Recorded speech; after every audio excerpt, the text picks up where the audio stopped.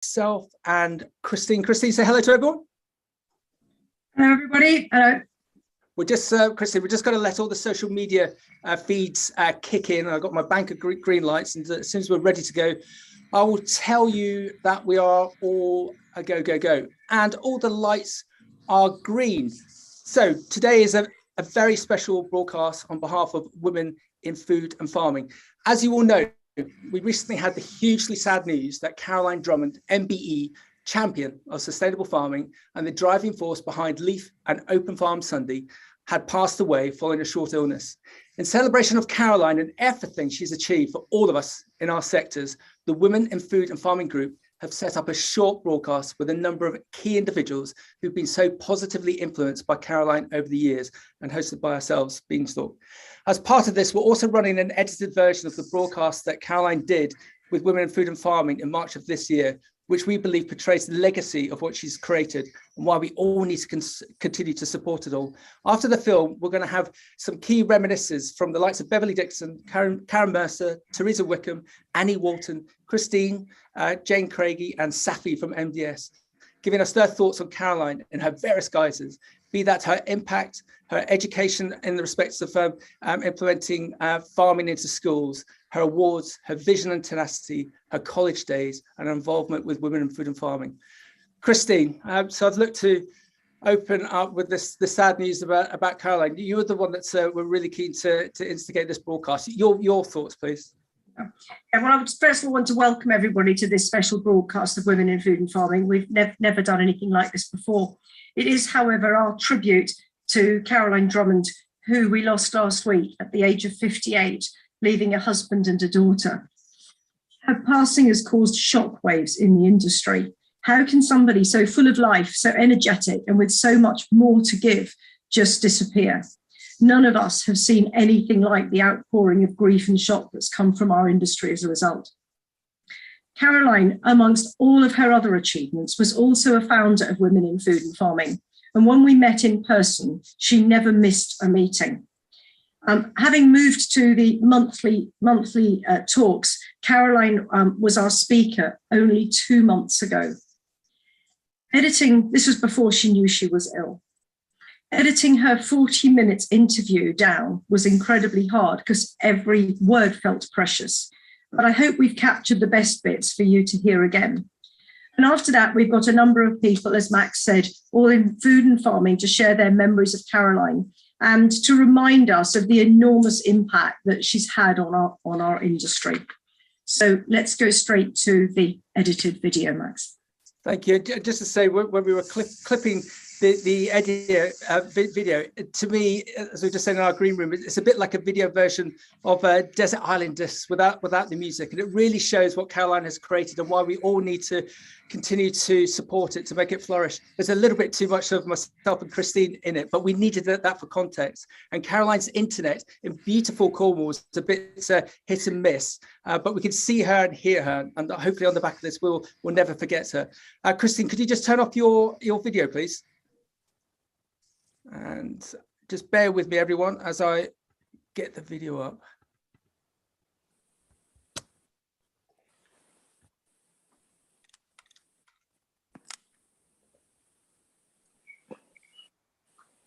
Why did you want Caroline to come on, Christine, today?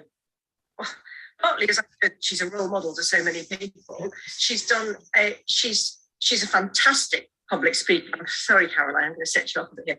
She's a fantastic public speaker. She has done so much to improve farmers' attitudes to the environment, and everything that she does is so on point. You know that now that with DEFRA looking at what the sustainable farming incentive should be and what they should do, they're key people working with DEFRA.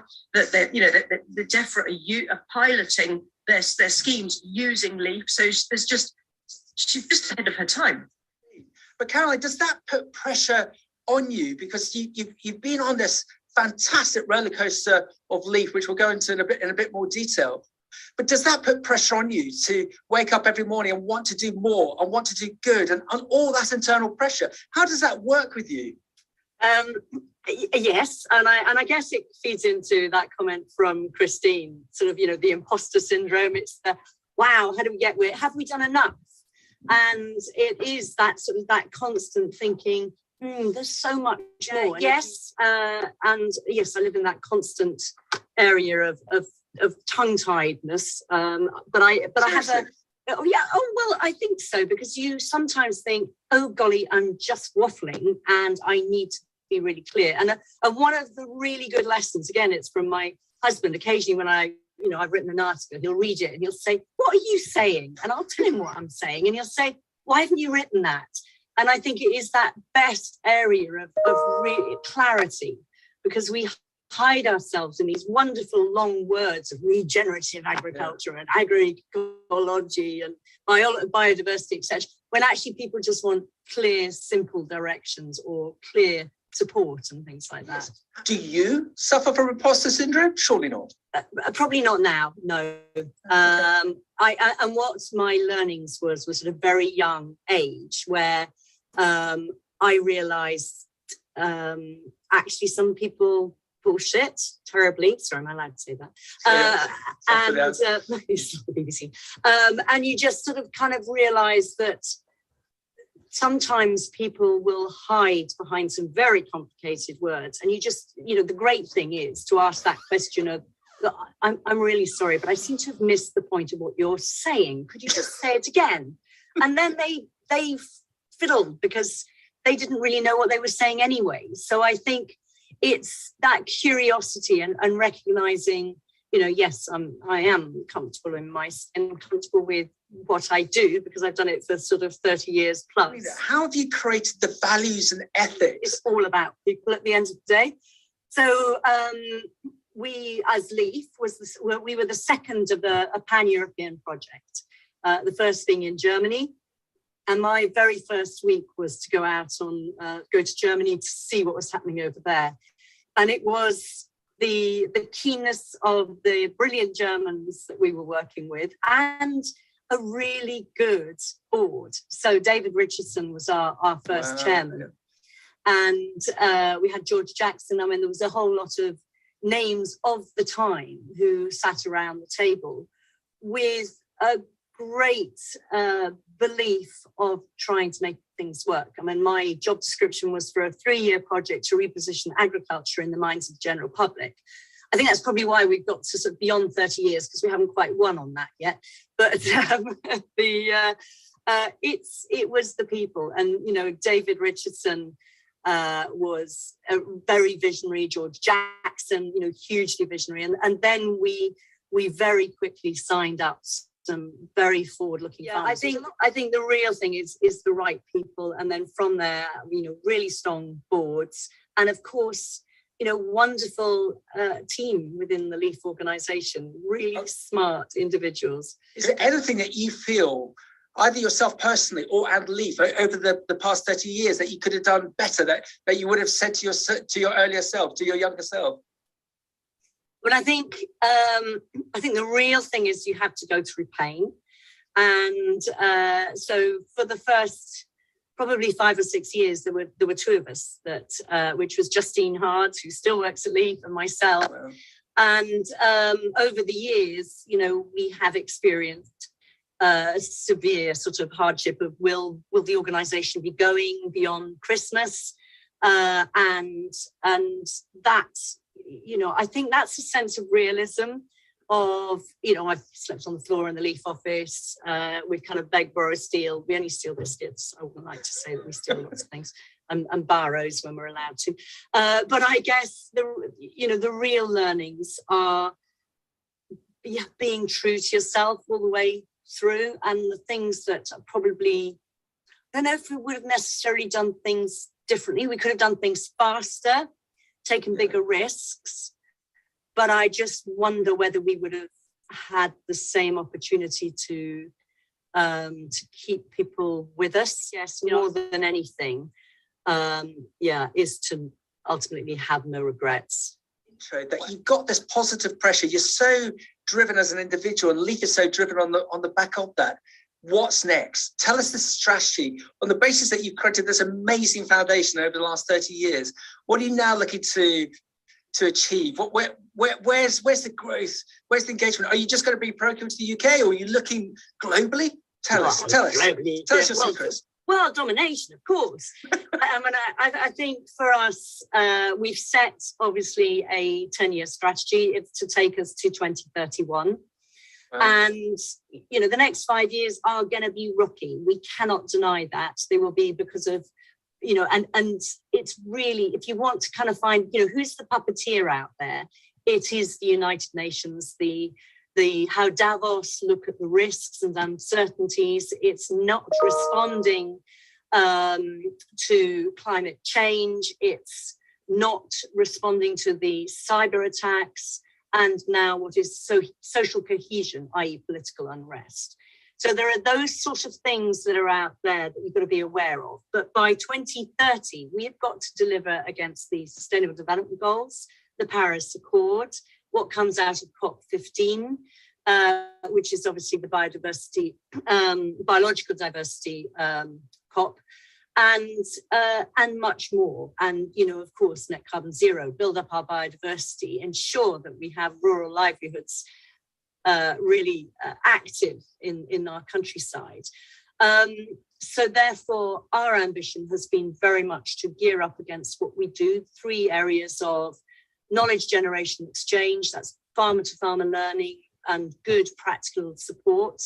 It's around Leaf Mark, and I'll come back to that, and it's around education and public engagement, as you say, new ways as well, not just Open Farm Sunday, but new ways of inspiring people to have a lifelong love of farming, obviously. And I think, our big pull now is Tesco made the announcement in September last year. And with that, by the end of this year, all UK produce being sold by Tesco will be Leaf Mark certified. And by the end of 2024, it will be all their global produce. Now, we have ongoing commitment, obviously, from Waitrose and from Marks and Spencer's. And Lidl have just made a recent announcement as well. So that will be by the end of 2023, all their supply from the UK will be Leaf Mark certified.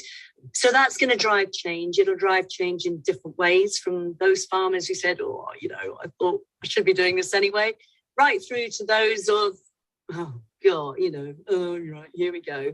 And it's, for us, we're not just a farm assurance scheme, we're beyond farm assurance. And that's something that's really important. We've got to create a way that it adds value, both in the marketplace to people's lives and to people's business efficiencies. And so that's, what we will continue to strive. And as you say, collaboration all the way is key.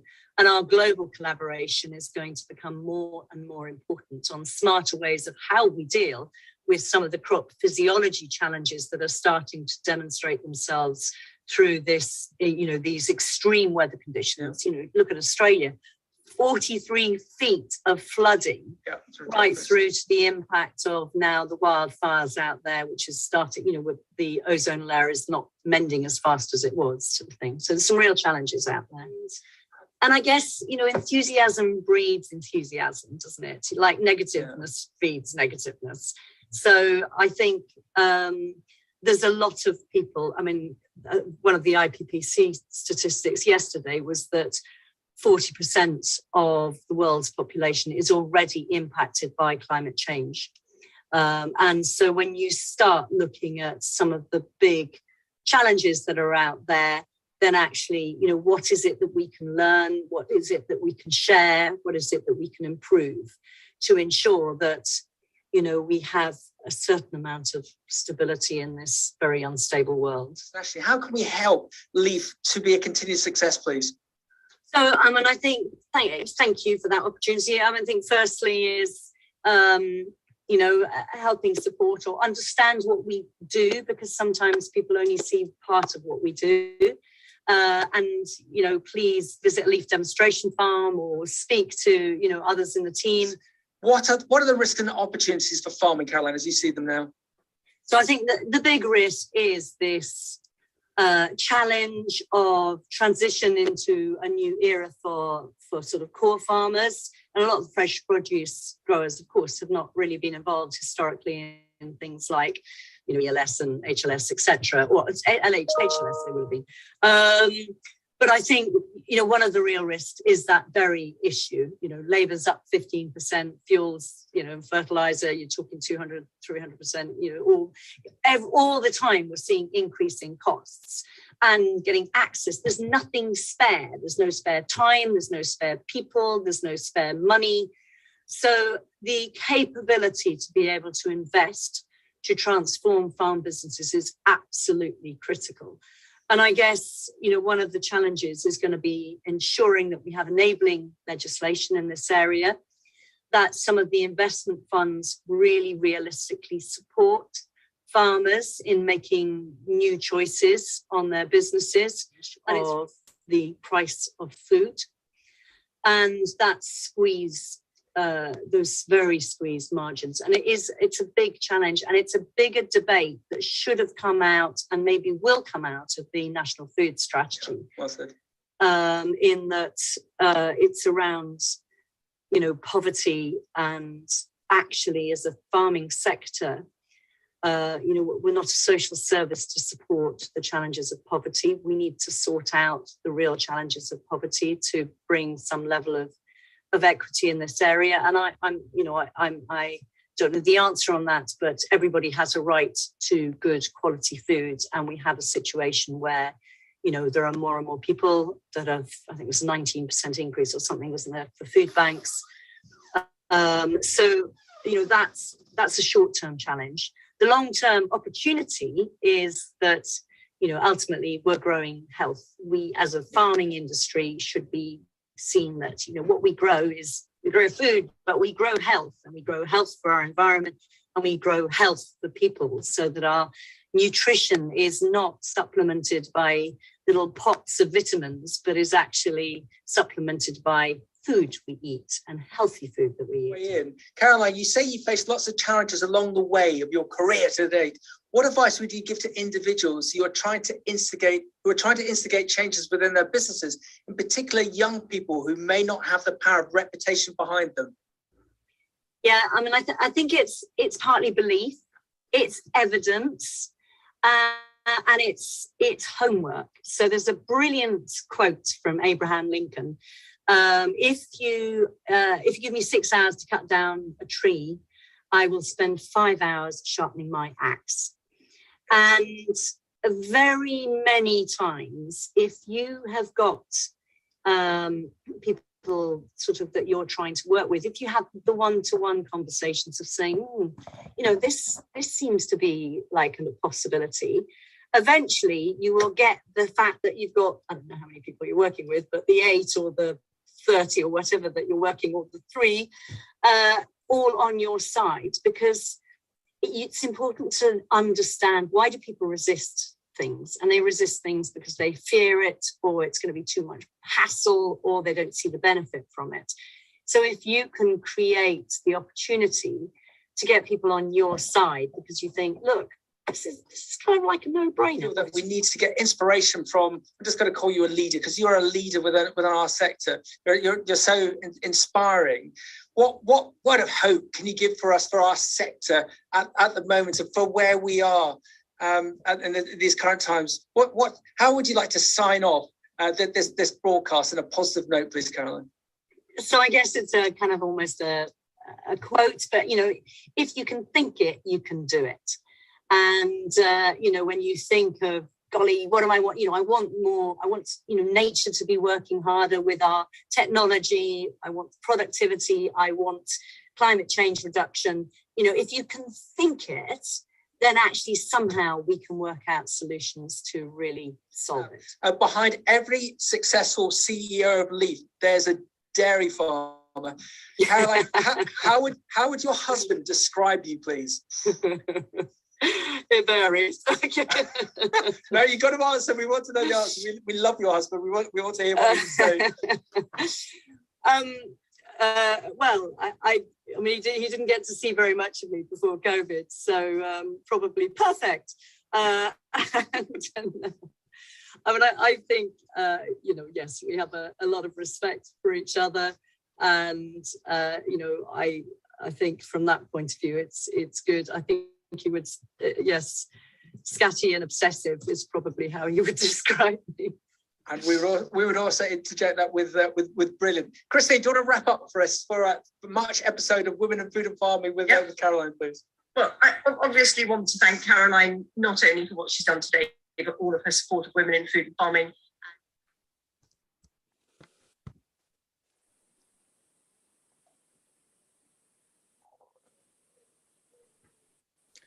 Well, there you go, everyone. I think that was exactly the right thing to do to roll that out. So can we move to Annie? Annie, could you turn on your video and your mic, please?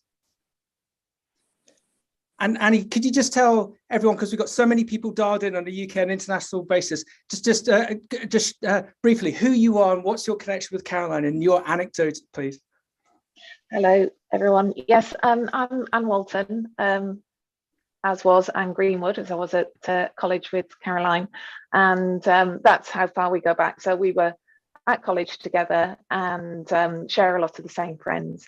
So I've known Caroline a long time and have obviously worked with her from time to time through LEAF and other business activities. So yes, we go back a long way. So I thought I'd just quickly share with you a little bit of the time I had with Caroline at Seale-Hayne College, along with Janie Craigie, who's going to speak in a little bit as well. So for those of you that don't know Seale-Hayne, it's an agricultural college in Devon, and that's where Caroline studied along with about 500 other students in the mid-80s. And although Seale-Hayne was it was an agricultural college at the time, heavily dominated by men. Most of the students were male. CD, as we called it, everybody knew her as at college, put herself forward to be part of the student union committee. So she put herself out there and she succeeded in winning the hearts and minds of the majority of the students at the hustings that were held. And for the first time in its 60-year history, Seale-Hayne had a female president in Caroline Drummond. So she set an absolute, that was an absolute first for women at Seale-Hayne. And it's not necessarily a role that is envied by many, but she was made the president, which is a role which involves, it's a tricky balance between managing the expectations and looking after representing the students' wishes and keeping us out of some close scrapes, which is actually what Caroline ended up doing a lot of the time. And I just thought I'd share with you one such occasion, which was it involved an old oil drum which had been painted with some Russian writing and strategically dropped on a local beach during Rag Week, which obviously is in principle, it's raising money for charity, but in actuality, it involves quite a lot of drinking. The objective was to raise awareness for Seale-Hayne Rag Week, and we achieved that. Well, me, obviously, I wasn't involved in this because I wasn't necessarily on the right side of the law, but the local press certainly got involved. So we achieved the ambition of improving the knowledge of Rag Week. But we didn't just attract the attention of the local press, we also attracted the attention of the local constabulary and also the bomb disposal squad. At which point it was found that the old drum contained slurry and the writing was translated to say Seale-Hayne Rag Week. So at which point the local police made a visit to the college and Caroline was there to receive them. And somehow, and none of it still to this day, we have no idea how she did it, but somehow CD managed to talk the college out of the situation. And I'm very pleased to say that no charges were pressed. And we only really have Caroline to thank for that. The other highlight for us of Caroline at college was that she was the lead singer in the college band, and we spent many a happy night in the Great Hall dancing away to CD and the Sensations. So what we weren't to know at the time was that actually all these things were a little window into what would become the future of Caroline, which is her ability to negotiate in very difficult circumstances and put herself out there, probably well outside her comfort zone. There's no doubt that she would have a few reservations from time to time, but she was prepared to do that in order to achieve the outcome that she wanted. And I think her legacy is that lesson to us all. But I think the most important thing for me is that obviously the reaction from the industry has been unbelievable. But I think most importantly, she was a wife and a mother, and that's something that,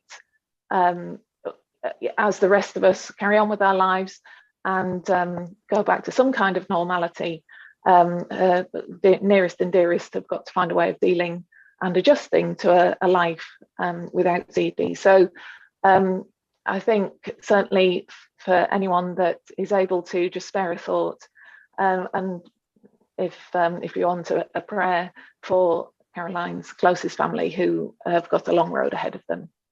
Thanks, Max. Annie, thank you. Thank you. Safi.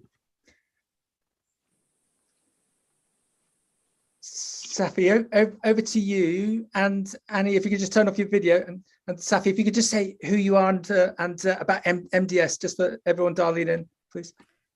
So I'm Safi Waterson. I'm the Chief Operating Officer at MDS, and my experience with Caroline is really the support that she gave to trainees and to myself, I have to admit. So when I started MDS, I had no industry background, and when I inquired about the people that had gone on to do great things after doing MDS, Caroline Drummond was a name that was spoken with really great pride. Caroline was one of the first trainees to join MDS after she finished university. And I would hear statements such as, "You must have heard of Caroline Drummond, the CEO of Leaf." And it was really clear to me that what they were saying was, what more assurance could you want that you've joined an amazing business if someone like Caroline Drummond has endorsed it? I soon realised that Caroline may have left MDS, but she was certainly a continued supporter. She started Leaf as an influencer, a woman with passion, with an ability to drive her message forward, and she supported young people in the industry with the same passion and drive. She was open to giving advice, coaching and guidance, and she recognised that young people were the industry's future, and she never failed to deliver with enthusiasm, but also with wit and humour and knowledge and passion. So a lasting memory that I have is when she delivered an inspirational talk to MDS trainees. And this included a section on public speaking. And I watched as all the trainees sort of hung on to every word. She had total command of the room. She was interesting and confident, and her passion was tangible. But most of all, she cared that the information she was delivering was going to make a difference to young people's careers. So I listened during her presentation, and just like the trainees, I also absorbed every word. She spoke about eye contact, voice projection, preparation, sort of all the things that you would expect to hear when someone's giving a presentation about public speaking. But she had something that you couldn't teach. We all witnessed her putting into practice the theory that she was delivering. And I realised at that moment that she had something special. There was a reason why people listened to her, and it wasn't learnt, it was simply her charisma and her ability to deliver, to engage the audience and really leave them in awe. I took her teaching that day and vowed to remember what she had taught, but also acknowledge that some people are special, they just stand out. And it wouldn't be a failure if you weren't as good as she was, because she was exceptional. And what she did achieve that day was a desire from the people that she delivered to aim for her brilliance.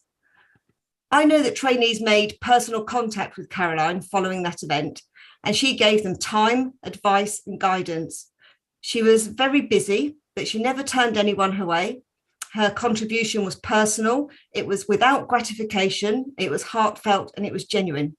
And she had a warmth that enabled those seeking guidance to approach her, yet she was stoically professional and authoritative, that she had a leadership style that included humour and kindness.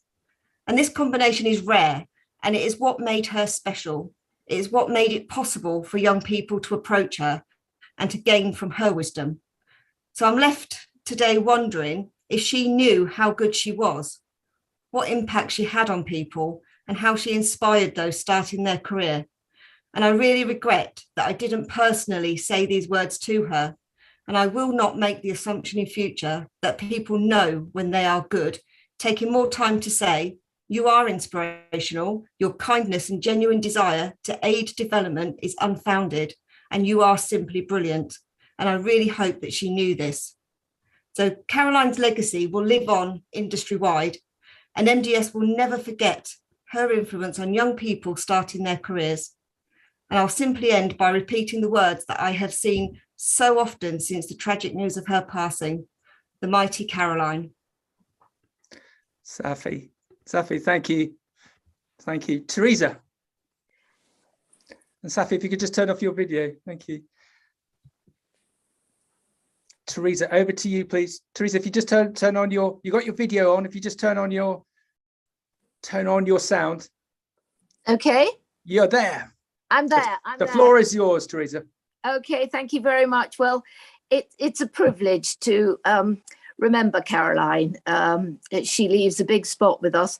I first came across Caroline when David Richardson called a group of us together to, and I was working at a supermarket at that time, to see if we could adopt in England the project that had been adopted in Germany.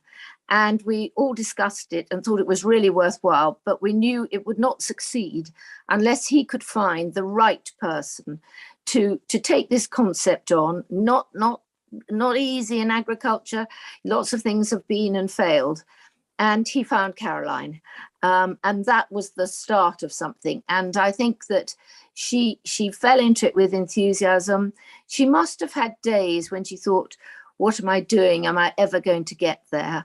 But we remained great friends. I was able to help her a bit with the sort of supermarket bit, but I'd see her at the agricultural shows. We'd meet at the Farmers Club talking about how things were going. And it was her tenacity that kept things going. But also, I think people have to remember that these bodies don't grow unless they've got some real intelligence, thinking and credibility about them. And that is down to Caroline and her team, who she was very, very generous with. Caroline, over the years, received many awards and mentions, but there's one in particular I wanted to mention. I nominated Caroline via the Women's Economic Forum for a global award. And she flew to India in 2019 in front of 600 women entrepreneurs from all over the world. She was actually the only real person representing farming.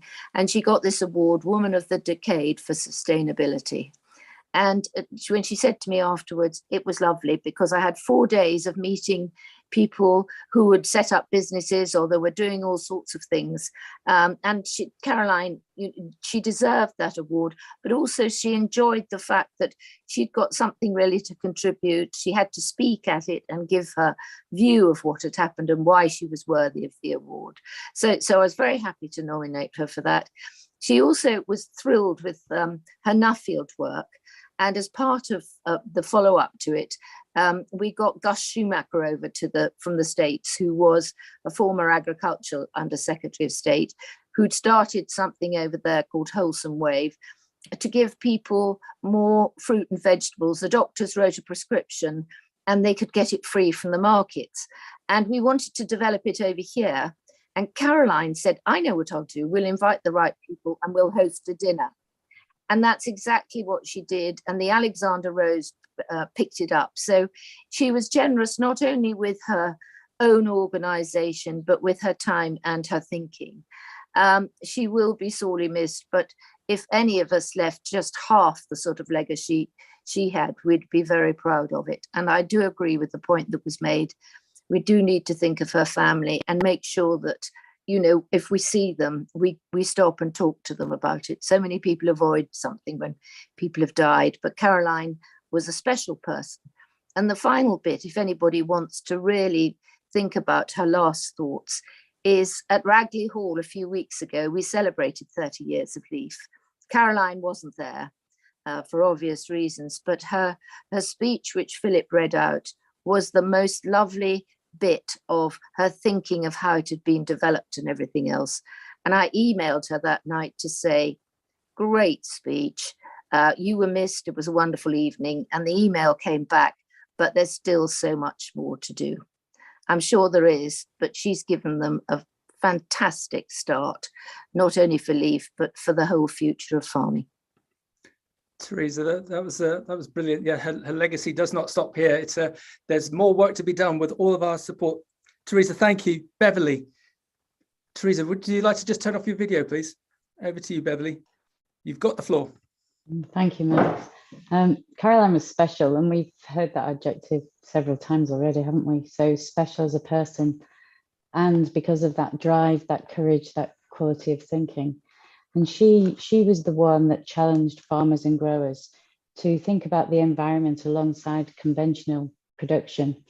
And she really kind of kept her eye on the necessity around the commercialism. So she lived that triple bottom line of people, profit, planet. And she kind of didn't take her eye off the practical aspects. She completely embraced and lived what she believed in. And she facilitated change across the whole industry, and that was through her leadership of Leaf. And she was the one that conceived the genuinely high standards of production that we've all signed up to. And we heard on the video that pretty much every UK retailer and their suppliers have adopted. She built the team. The team have incredible reach. I remember being really surprised when I found out how many people were actually in her team, with the both domestic reach and international reach. It's small in size, but certainly not in impact and influence. And it's her energy, her vision, and her ability to get others behind her vision. And she seemed to do that step by step and, you know, steadily over the years. And in my experience, that's extremely rare. She's influenced a lot of thinking, and more importantly, I suppose, lots of action. We've all made changes because of Caroline's leadership of Leaf. And then her link to education. So that extended her work into TIA, the Institute of Agriculture and Horticulture, and she was personally involved in defining the skills and behaviours that we will want to see in people, colleagues of the future in our sector. And she shared my office for a few days in G's not that long ago. She rolled her sleeves up, she got down to work, and she actually did the writing herself. She was a great support for TIA. She gave up her time and her thinking, and she was always prepared to stand up and have her say. We could always rely on her to give great feedback and make lots of suggestions, and she was as a critical friend, extremely valuable. And then Open Farm Sunday, that's kind of another area where I've come into contact with Caroline. That's something that's really important to G's, and it's well established in our calendar. And we've seen the event grow from, I think it was 2011 when we had 150 people standing in the rain under a gazebo. And that increased 3 years ago up to 7,000 people. And I know that's been replicated across the whole sector and the whole country. So our community look forward to Farm Sunday. They support us every year and they come back year after year. And we'll certainly be thinking about Caroline in 2 weeks' time. I'd also endorse Caroline being an amazing public speaker, and I've been lucky enough and privileged enough to invite her to various events in G's, and also, you know, be party to others, and not least women in food and farming. She never seemed to stand still. She always wanted kind of the next thing, and it seemed to me that recognition of others was really important to her. So, you know, that would come through in her work with TIA, but also when she kind of gave recognition to those people that were working beyond the standard Leaf requirements. A colleague of mine described her as a powerhouse of commitments and reminded me of those deserved recognitions that she's received globally for improving the environmental performance of people in agriculture and her connection to education. She's going to be a huge loss to the industry. She seemed to stay really grounded and was a lovely person. And certainly an outstanding role model for women leaders, which is important to me and lots of women that are in our sector. She's a fabulous personality, and she retained her connection to people, and we heard that on the video of how important that was to her. And if I could only emulate one tiny part of what Caroline has achieved, I would be absolutely delighted and enormously proud. She was an amazing role model. Thank you, Max. Beverly, thank you. Jane. Beverly, can you just turn off the video? Thank you. Jane, you have the floor. Thank you, Max, and thank you everybody else. It's been really emotional listening to you all. Caroline was an amazingly visionary and creative leader. She was a challenger, and she didn't believe in the word can't. She wanted to make a difference every day and in every conversation that she had, and many of us have had those tense conversations with her when she challenges everything that you say, in part or in full. She wanted society to feel differently about farming and food and to understand the intricacies, the contribution and the wonder of the sector.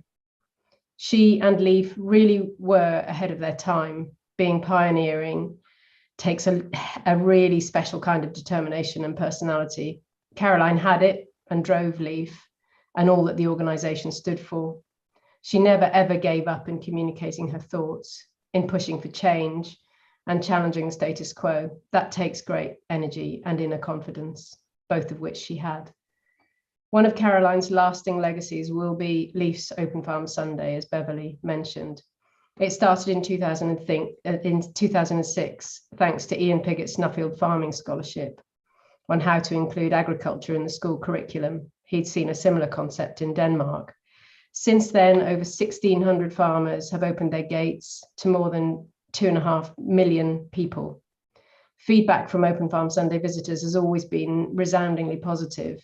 People say they now better appreciate the work that farmers do and have a better understanding of what sustainably produced food actually means and the trade-offs therein. My colleague Rebecca Dawes has worked with Caroline from the start. Her family has run their Open Farm Sunday events ever since 2006. And she says that to this day, her mum remembers Caroline approaching her with that trademark enthusiasm that was infectious, coupled with a deep understanding of farming. And Rebecca said Caroline has always committed the time to getting to know all of the host farmer events, the families that run them, where they are, and she knew every farm and the families by name. And many host farmers continue to take part because of Caroline. I believe that Caroline is one of the most important ambassadors for agricultural education, which extended beyond Open Farm Sunday into Leaf's education work. With her wonderful Leaf Ed team led by Carl Edwards, their 5,000 Leaf education members, which are both farmers and organisations. They've worked with over 75,000 children and trained and supported over 1,000 teachers to deliver fun, immersive and knowledge enriching farm visits, both physically and during lockdown digitally. She ran Leaf's original Speak Out training courses with farmers to help them better engage with and to speak about agriculture to a diversity of society. Working with the brilliant Susie Emmett, they achieved a huge amount, and the toolkits are still on Leaf's website today. Caroline knew that the economics of farming are challenged and complex, so it's not surprising that her knowledge and campaigning extended into the importance of income generated from agritourism and other diversification, and farming for the environment.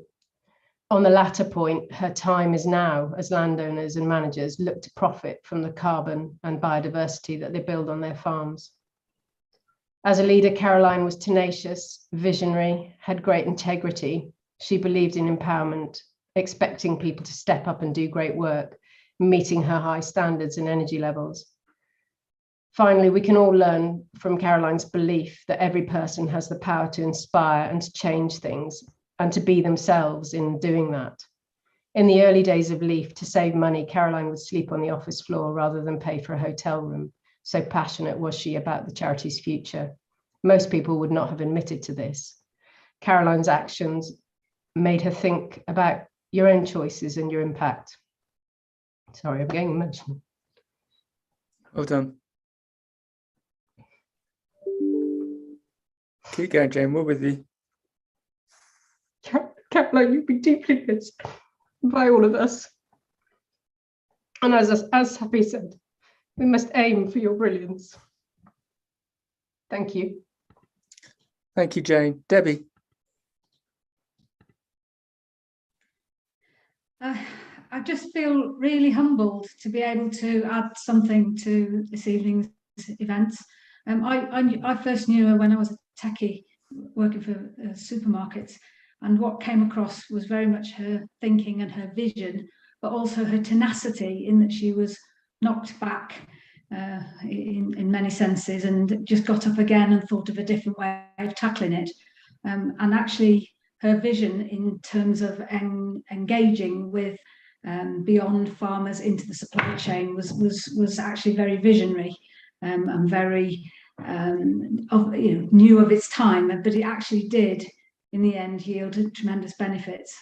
But I think the thing I took away most of all was that she was as human and as kind and as proper with the grown-ups and the people with much influence as she was with a humble techie just trying to do bits and pieces. So she was very much an inspiration to me, and her influence will be truly immense, and it will grow over time, because what she's laid down is stuff that lots of people will now even more so want to run with.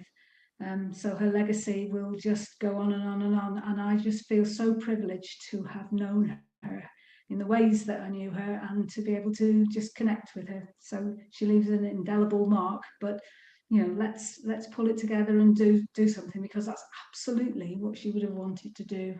So that was really all I had to add. Thank you. Debbie, thank you. Karen. The floor is yours. Yeah, thank you very much. I'm Karen Mercer, and I'm at the moment the Master of the Worship Company of Farmers. Like everyone else, I'm extremely saddened to hear that Caroline had passed away, and my deepest sympathy goes to her husband Phil and her daughter Gabrielle. There have been many wonderful tributes to this incredible and brilliant lady who has made such a significant impact on farming and the environment through Leaf, and the whole industry is in mourning. I first met Caroline properly about 15 years ago, and have had the pleasure of listening to her speak on numerous occasions and feeling totally inspired. Occasionally we'd have an early breakfast at the Farmers Club, catch up with one another's views, and then have a chat before starting our day. Caroline wasn't a liveryman, but she was a great friend of the company, always there to give advice and guidance. This year I'm Master of the company, and my topic has been the future of the family farm. With great generosity and a genuine warmth, Caroline chatted through my programme for the year, suggesting speakers, and came onto one of my panels. She was so efficient that during one conversation I was having with her, she pinged me an email that I'd been copied into. While chatting to me, she'd emailed a potential caller to expect my call. She never ever let the grass grow under her feet.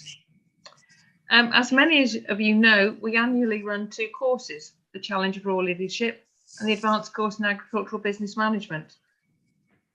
Caroline has spoken to delegates on these courses and on numerous occasions, invited back regularly as a speaker. Her presentation has always been informative, important and relevant to today's agriculture. Delegates always giving her a high score. Caroline was someone they wanted to listen to and to learn from. Only last Saturday, I was with 2 alumni, one from the management course in 2011 and the CRL of 2022. Both Richard and Kate spoke of Caroline with the highest of regard and respect. Like many thousands of other people, they have benefited from her words of wisdom, and we have truly lost a great ambassador of UK agriculture. It was last November that I attended a dinner at the Farmers Club, hosted by Caroline, to promote the Farmer Time initiative set up by Tom Martin. What a fabulous way to speak and show children in the classroom what happens beyond the farm gate, in the fields and in the farmyard. To be able to talk to them about the countryside and learn where their food comes from. Through the Leaf platform, this now impacts on 50,000 children, and the numbers are growing. Leaf is the perfect example of planting an acorn and watching a mighty oak grow. Caroline has left an amazing legacy. It's up to all of us to ensure that it goes from strength to strength. Next Tuesday, Caroline was due to be my guest at our special livery lunch when we celebrate 70 years. Caroline thought that the time had come for her to seriously become a liveryman. It would have been such a pleasure and an honour to welcome her into the company. Sadly, that's not to be. Thank you, and God bless you, Caroline. Thank you, Max. Karen, thank you. Can everyone come back in? And Christine, would you like to finish for us, please? Yeah. Well, first of all, I wanted to say thank you to Max and thank you to all of these panelists. But finally, thank you to Caroline for all you've brought to us, your impact, your enthusiasm, and above all, your friendship. We will all miss you greatly, but such as was your impact that your work will carry on. Your life has made such a difference, and we all offer our love and support to your family. On a closing note, we have a regular Women in Food and Farming next week, and our speaker is Professor Dawn Arnold of Harper Adams University, and she'll be talking about how our Harper Adams connects and creates the long-term benefits for the food and farming sectors. So please join us next week if you can. But this was an exceptional webinar that we put together to celebrate the life of the mighty Caroline Drummond. Thank you, everybody. Thank you, everyone.